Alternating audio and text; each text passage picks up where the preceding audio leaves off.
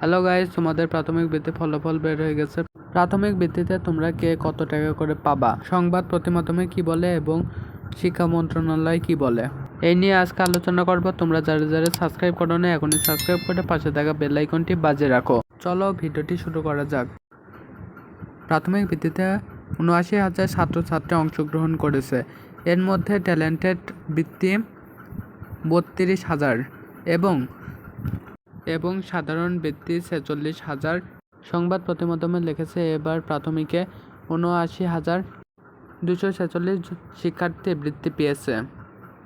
এর মধ্যে ট্যালেন্টেড অথবা মেধাবৃত্তি ২৯,৯৬৫ জন ও সাধারণ বৃত্তি পেয়েছে ৪৬,২৮১ শিক্ষার্থী।